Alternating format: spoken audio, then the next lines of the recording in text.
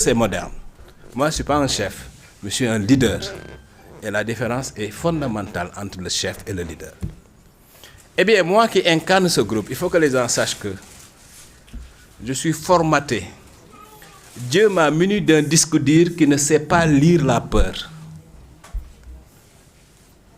Il y a des êtres humains qui sont créés comme ça, qui sont formatés de manière à ne pas ressentir un sentiment de peur.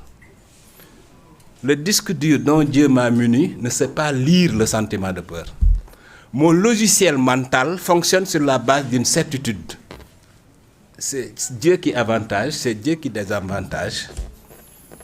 Et que rien ne se peut sans la volonté de Dieu. Donc je n'ai peur de rien ni de personne.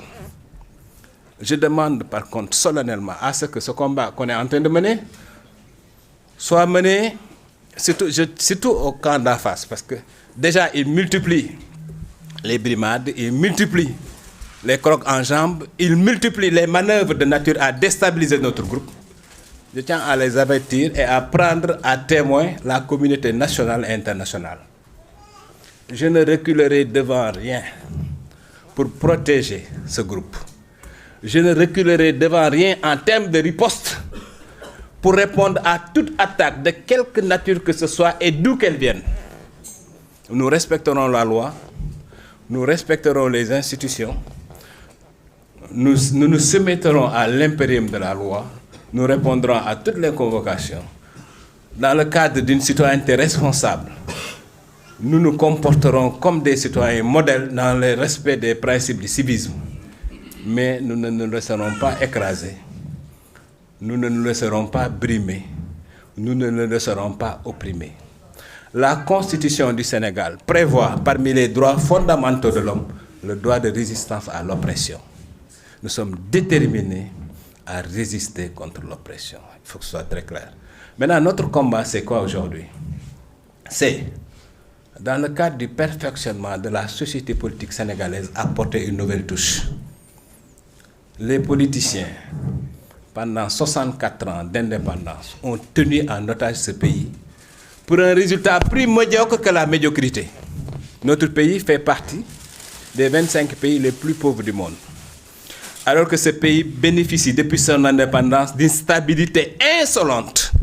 Et la première ressource d'un pays, c'est la stabilité. Ce pays a l'avantage de compter parmi ses fils des experts, parmi les plus compétents au monde, dans les domaines les plus pointus. Ce pays a un atout fondamental de la position géographique. Dakar est le nez par lequel l'Afrique respire. Nous avons une position géographique stratégique qui aurait pu faire du Sénégal, qui aurait pu faire de Dakar le hub de l'Afrique de l'Ouest.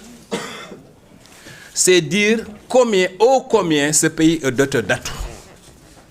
C'est dire combien ce pays est outillé pour gérer les enjeux stratégiques dans ce monde de compétition. Au lieu de tout cela, à quoi on assiste? On assiste fraîchement à l'arrivée d'une équipe aussi incompétente que vénale, une équipe aussi agitée que portée par la propension à menacer, à manipuler, à mentir, à mélanger. L'heure en tout cas est venue, parce que je ne veux pas être excessif. Je ne veux pas déborder, je ne veux pas aucun écart verbal. Parce que contrairement à ceux à qui nous faisons face, nous ne sommes pas dans la logique du gatsa-gatsa. Par contre, nous sommes dans la logique de la réplique juste et proportionnée, parce que nous ne laisserons pas faire. Notre objectif, c'est d'être des garde-fous vigilants de la démocratie, de la citoyenneté, des droits politiques, des droits économiques de ce pays. Notre objectif, c'est de mettre en place une citoyenneté responsable, participative, moderne, vigilante, mais intransigeante. Notre objectif, c'est dans le cadre d'une participation, dans le cadre d'une contribution à l'effort de construction de ce pays, de veiller sur les intérêts stratégiques de ce pays. Voilà pourquoi, parmi les premiers actes que nous allons poser dans le cadre de cette plateforme, nous avons commis 17 avocats internationaux nous allons porter plainte au niveau national et international pour demander des éclaircissements sur un certain nombre de scandales qui ont éclaté depuis l'avènement de cette équipe à la tête de ce pays. Nous serons intransigeants sur la défense des intérêts économiques de ce pays. Nous serons intransigeants sur la défense des droits politiques de ce pays. Nous serons intransigeants sur la défense d'un fonctionnement régulier des institutions démocratiques de ce pays. Nous n'appartenons à aucune coterie. D'ailleurs, moi, je ne suis pas formaté pour appartenir à une coterie. Je suis intrinsèquement indiscipliné. Je ne peux pas appartenir à un parti, je ne peux pas appartenir à... Voilà. Et nous, notre plateforme n'est pas un parti. C'est un collège. C'est une équipe soudée par des valeurs et par un objectif. C'est une organisation 2.0, comme on n'en connaît pas dans ce pays. C'est une agrégation d'énergie, de compétences. C'est une agrégation de vision, d'aspiration, une agrégation de parcours, une agrégation d'expérience pour aboutir aux objectifs fixés. Voilà li mënul woon ñàkk pour ñi nga xam ne nii ñoo jóge bitim réew ñëw ci fii di kii affaire bi ni may fi may daanele ci wolof lii nga xam ni moom la ñu sos te ngeen ñëw tey fekke ko mbir la moo xam ni ay nit ay góor ak jigéen ñoo xam ni ku nekk mënoon ngaa demal sa bopp wala ku nekk mënoon ngaa dem jaay sa bopp nguur gi parce que fii amul ku fi toog koo xam ne nii nguur gi yónniwul nit ci yow wala mu jéem laa démarché wala mu jéem laa ger pour noppi loolu amul fii ñi fi nekk ñëpp ku nekk koo ci jël rek mënoon naa demal boppam mënoon naa créer mouvement wala mu créer partem wala mu dem waxal boppam fii koo fi jël rek ku ne mënoon naa dem jaay boppam nguur gi am lu ko neex parce que fii amul ku fi toog ku nguur gi soxlawul ku nguur gi yónneewul parce que ñoom noonu lañ def dañ lay jéem a xoqatal bu xoqatal bi doxul ñu yónnee la ay nit pour jéem la ger ñoom loolu mooy seen ay méthode pour wan leen ni fii ñi fi nekk ñëpp dañ fi nekk parce que dañoo gëm lii nga xam ni moom lañ taxawal li ñu taxawal nag man maa koy incarné waaye moomuma ko parce que comme ni parti daam nga xam yaa moom say parti moom ba moom chaise yi moom banc yi ñun amuñu loolu ñun dañoo daje xalaat ci réew mi bokk gis-gis bokk fi ñu jëm waaw àdduna nag loo gis dafa am ku koy jiite c'est normal tu comprends mais jiite bi ma koy jiite du jiite chef jiite leader laay jiite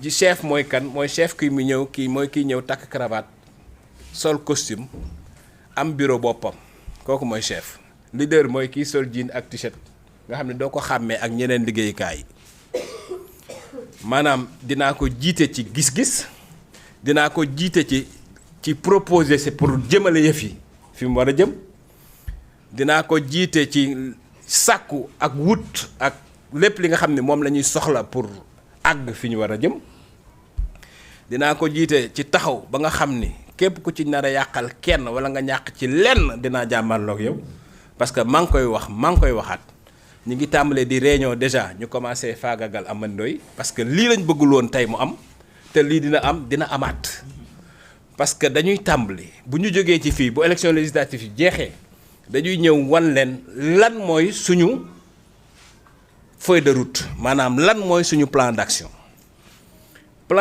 boobu bis biñ leen koy wan dañ koy tàmbalee dox plan d'action boobu lépp a ngi ci communiqué ngi ci plan d'action boobu marché ngi ci plan d'action boobu ay procès ngi ci procès partout dans le monde mi ngi ci plan d'action boobu lépp lu ñu constitution ak loi may pour aar démocratie pour aar koom-koomu réew mi pour aar koppari réew mi lépp a ngi ci plan d'action boobu danañ def ci réew mi loo xam ni kenn mësu koo gis kenn mësu koo xalaat te kenn mësu ta jàpp ne lii mën naa nekk gis nga ñii lépp lu ñu tegoon Macky Sall danañ leen teg lu ko gën a tar te duñ leen saaga duñ leen xas duñu yàq seen der dëgg baax la ma duñ leen saaga duñ leen xas duñu yàq seen der te duñ leen sosal te luñ leen teg ci dëgg lañ koy teg te luñ leen teg bu ko sénégalais àttee xam ne ñun ñii ñoo nekk ci dëgg te lépp lu ñu def ci réew mi lépp lu ñu fanaanee nas bu ñu xëyee suba ñu danañ ko fecc teg ko ci penc bi loolu moom amul kenn ku mën a def ci réew mi lu ñu ump mënta nekk xanaa nga dem defe ko ci beneen réew mais Sénégal gii ñu nekk nga def fi lu ñu ump non mënta nekk te lépp luñ fi def loo xam ne jaar Casamance dañ koy surveiller comme du lait sur le feu parce que Casamance la fa xew kenn mësu koo gis nit ñi xeex pendant 40 ans général Kandé ñëw nettoyer Casamance ba armée bi jëlaat Casamance nit ñi commencé ñibbi di dellu seen ay village nga dem financer benn livre benn jigéenu tubaab ñëw bind ni Casamance dafa war am indépendance kan moo sañoon a def loolu su Macky Sall kan moo sañoon def loolu su Ablaye Wade kan moo sañoon def loolu su Abdou Diouf kan moo ñeme loolu ci àdduna lan moo tax ñu def ko ci nguur gi loolu il faut nit ñi xalaat yi lan moo tax général Kandé